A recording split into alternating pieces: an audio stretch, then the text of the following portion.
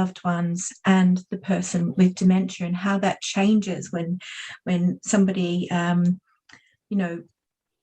progresses in their dementia and perhaps living in a care home as well. And I've often heard the phrase, "that's not my mum," and things like, my dad died years ago, I lost my dad, or I lost my partner years ago, even though the person isn't dead, they're still living, but they're living with dementia. So what do you think about that? Did you experience anything like that, Sally? Or oh gosh, yes, we lost Mum several times, I think. I guess when you have, Mum and I had always been very comfortable, and we talked about everything, and kind of serious things and not serious things. And I guess probably one loss associated with her progressing dementia is I could never ask her advice or use her as a kind of wise counsel. So she lost that ability to be in the world as it was. And so, there was a sort of a relational death, I guess, if I think about it. The relationship kind of died that we had, and we had to carve a new one. So we developed a new relationship, which was based on 1940s films. Her two favourites were Goodbye Mr. Chips and Mrs. Miniver, and we used to watch those together. They could be my mastermind subject now. I can do every line, really. And for Mum, it was like she was watching it for the very first time. But there were bits in that could kind of trigger a conversation about, so how do you think, the grandchildren are, or whatever. So they became the thrust of that.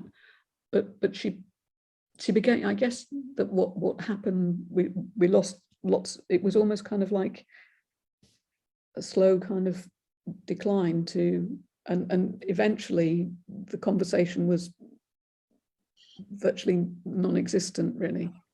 And so we relied on touch lots, and she would, when I was little, she always used to do this to my hair when I was poorly. And so when she became more troubled, I did that to her. And I knew that was okay because she would stroke my hand. So we kind of did things kind of more by touch, and I would kind of hold her very tight sometimes, and sometimes she'd hate it, and sometimes it would be okay. I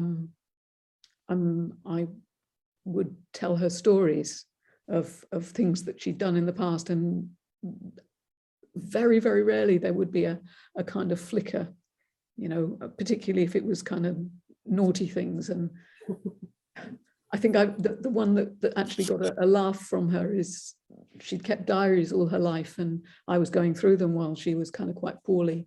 And on the day my dad died, she'd done a diary entry, and it said, "Ron died today, had fish and chips for tea."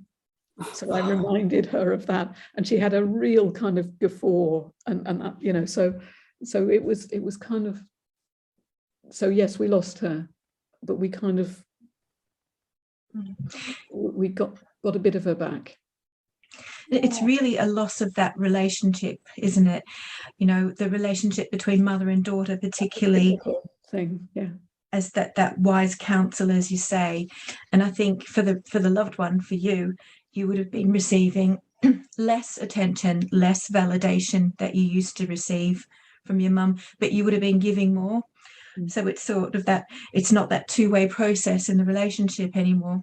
It is a bit like having a child again. I mean, I know lots of people have said it, and it's really hard to say, but that level of kind of communication is, what you do with new babies. You smile at them, and you kind of touch them, and the sensory level, isn't it? Totally. And I think that's something that perhaps we can help sort of share that with other family members or care staff as well, that whole sensory touch is vitally important, isn't it? You know, but I think as well, we talked about the losses that the person experiences, but of course the losses that you experience, and again, that waxing and waning, and that, you know, it is an emotional roller coaster, isn't it? And can I ask you, Sally, do you think counselling while you were going through all of this, or even now, would help in any way to deal with the emotions? I think at the time you just get on with it, probably. And I mean, if you say, how do I feel at the moment, I think she actually had a really good last few months of her life. And, you know, if I was going to want something to happen for me, I would kind of want it to be quite similar. And I think we celebrated her well. And I miss her. You know, I have to say that she's still in the wardrobe, because we haven't done the ashes scattering, because she left her brain to Alzheimer's research and kind of assumed she wouldn't come back to us. But of course, you know, and with COVID, we haven't quite managed it yet. I look back on it. I mean, I know I'm getting a bit kind of teary now, but I look back on it and actually it felt like actually we did all right. And I kind of look back and I think, yeah, it was pretty shitty, but the two things were that she was in a place that she was safe and comfortable, and that her voice was heard. Those were the two kind of really key things. And that probably in the third thing, which in these times, the COVID times, is probably a real privilege, is that she wasn't on her own. We were there. And it's that loving commitment that you gave to her that was wonderful as well. It sort of reminds me of that story, and there's a lot of different versions of this story, but it sort of goes, you've probably heard it, it sort of goes like this. There's a 90-year-old man who gets up early every morning, and he catches 3 buses and walks through the rain and everything to go and visit his wife in a care home. And he sits there all day with her in this care home, and his wife doesn't know who he is and doesn't remember who he is. And later on, he's having a discussion with a friend, and a friend says to him, why do you bother? Why do you go to all that trouble? You're not well yourself. You can't walk very fast. You know, you're 90 years old. Why bother if she can't remember who you are? And the man responds, but I remember who she is. And I think that's the crux of it, isn't it? You remember who your mum was and is, and you give that, and it's about giving. It's not about receiving anymore. It's not about receiving validation and care and advice and all of that we all want from our mums. And I think it's that loss, isn't it? It's that grief of not having that anymore. I think, though, that I don't know what Jane and Leslie and Karen you think, but I think I was lucky because we had an existing relationship that was actually good and loving. I have cared for families where that relationship isn't. Yeah. And the complexity of being with somebody with dementia or caring for somebody who is dying, who the relationship is problematic or poor, I cannot imagine how that must be, because the thing that binds you to be able to do what we did was about love. If that was ambivalence or dislike, you know, I cannot imagine how that would be. Yeah, I was going to sort of say about that, Sally, in that you clearly had a good relationship beforehand. And it is interesting, isn't it? Because sometimes relationships can actually flourish a bit when a person has dementia, whereas they didn't have before. It all depends on everyone's different experiences. But yeah, I can imagine the sort of resentment or the sort of upset emotions that happen beforehand in families. You know, that is a really tough one. Yeah, I think, you know, I have done some work with a family, and they didn't like their mum, and she had been an unpleasant, difficult woman, and for them their whole experience was pretty awful and really tricky. And, you know, Karen, I'm sure you meet people who kind of say, I really don't like my mum, or I've never liked her, or she was abusive to me, or... Absolutely. And then very often judgments are made about those family members. Yeah. And judgments are made without an understanding of what went before. Sally, you talked about that love and that close relationship with your mum, and that gave you the ability to almost invest in that new relationship, as you called it, that changing relationship and those adjustments that you had to make. But you invested in making that a new relationship and looking for ways to make that work. And absolutely, for some people, that will be possible.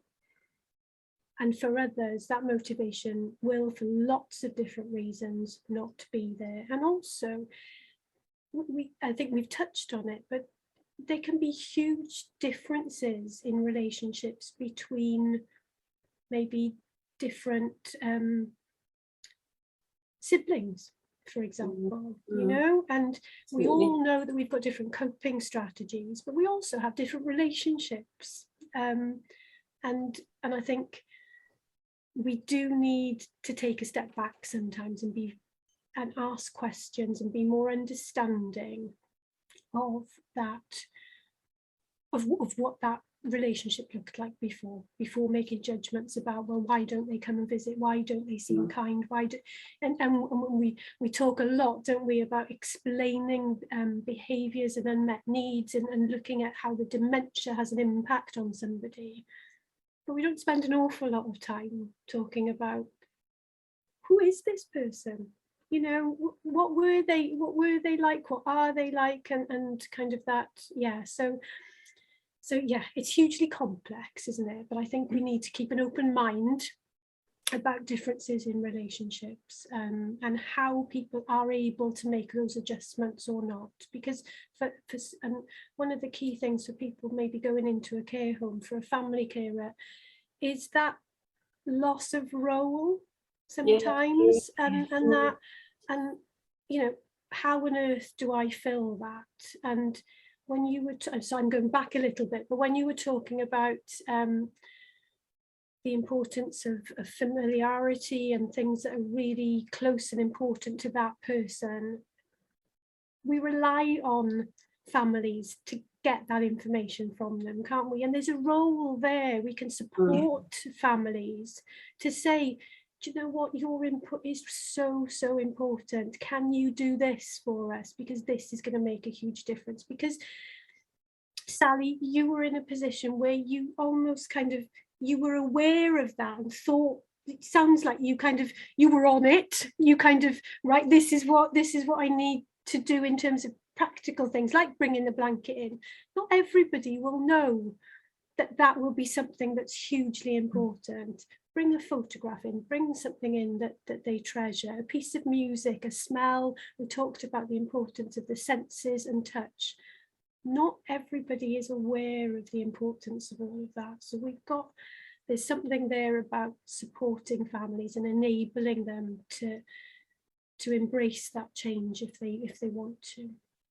I think when Mum was first in the care home, they actually did do a really good assessment about what did she like, what did she not like, what were her hobbies like, and we'd done a board of photos of all her life, which I now still have, of, you know, her as a child and kind of all sorts of things. And I think that was really helpful for them to kind of see, as we've all talked about, the person behind the diagnosis.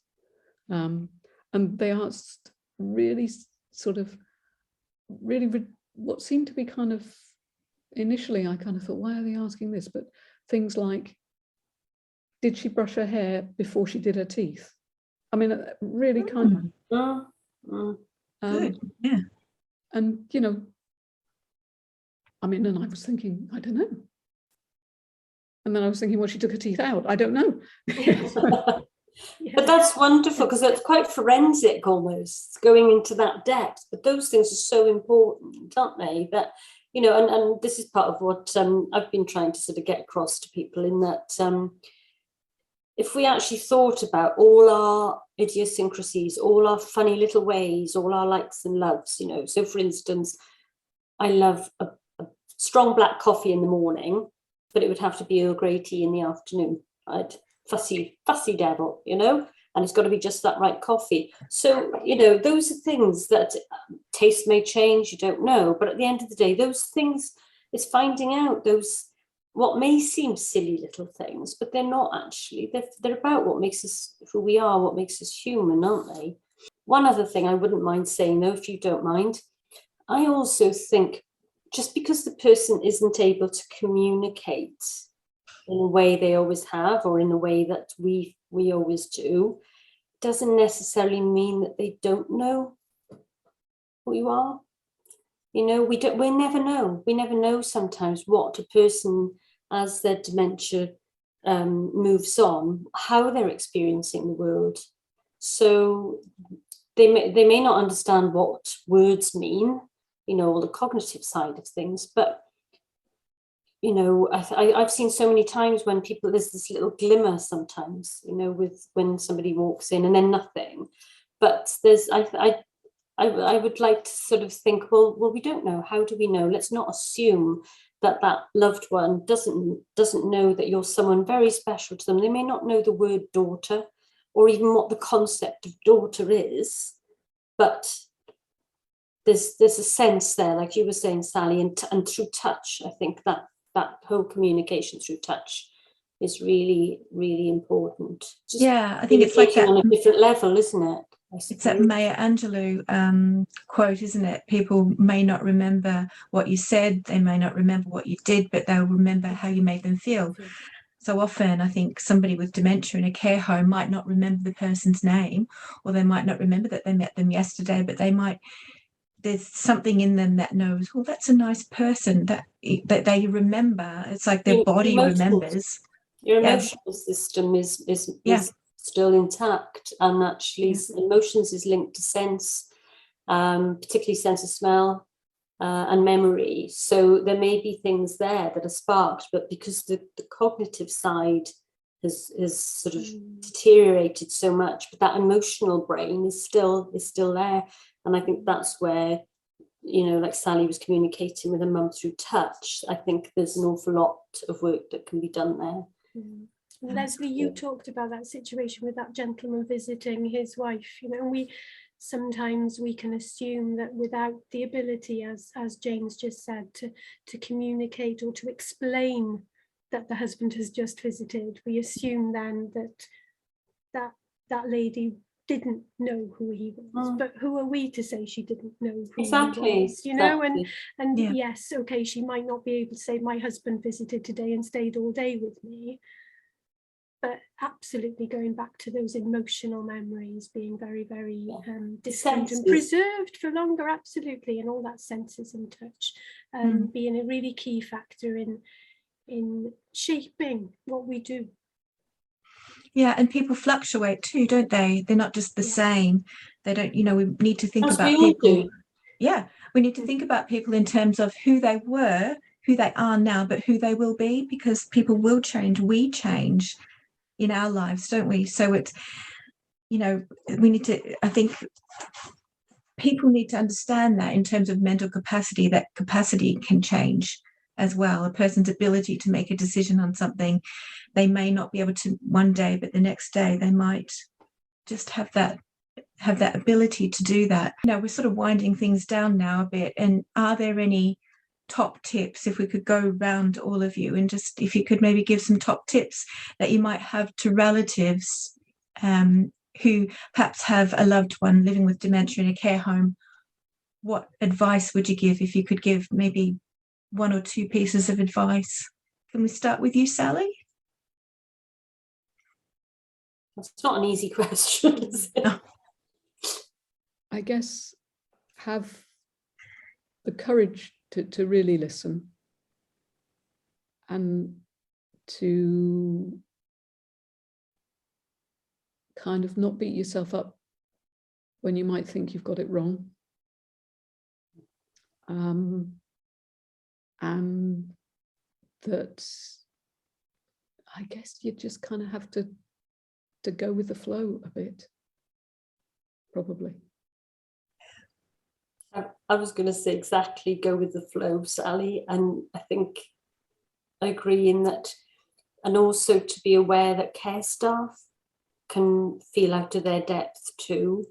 And so like what you've talked about today is very much that partnership in working together for the same, you know, everybody wants to feel well, don't they? Whether it's the person who's now moved into care, the family and the staff. So it's a whole relational thing, isn't it? But I think you're right, it's that go with the flow more, go with emotions, you know, and listen to your emotions, whether you're a family member or a member of staff, because those emotions are being triggered by something, or they may trigger our emotions trigger our behavior. So sometimes we have to take a deep breath, stand back, count to 5. It's easy for me to say. Really interesting. Yeah, absolutely. What about you, Karen? You know, I think one of the things that I just want to say to family carers is be kind to yourself, because this is hard, and it's hard for everybody to talk to other people if you can, because that can be helpful. The information and support is out there. It's not always easy to find, and sometimes you might not know where to go or what questions to ask, but you know, starting maybe with some organisations like Age Cymru, Age UK, Alzheimer's Society. You've got Solace, which is a local organisation that supports carers as well. They are there to support in any way they can. And I think from the discussions that we've had today, really trying to develop that relationship with that care team in that care home can be hugely helpful, not only for you, but for the whole situation, for the individual, you know, who's in the care home, but actually to support you as a family member and the care staff to understand each other and work together to provide the best care for the individual. Yeah. Thanks, Karen. I suppose what I would say is my top tip is one size doesn't fit all. Your relationship with your loved one is going to be different to somebody else's. So although people, and we're giving advice and lots of different people are going to give you advice, but take it in, think about it, and ask yourself, does this apply to me? Does this apply to my mum or my dad? And do what's right for you and for your loved one. You know, because there's a lot of advice around that only what works for you is going to work for you. And I guess it's important also to say to people that, you know, find what works for you, even if they're not your loved one, even though it might have been a tricky relationship. And we will understand. Definitely. Oh, thank you so much for being here today. It's been absolutely wonderful to have all of your perspectives on this situation. So thanks very much. Thank you.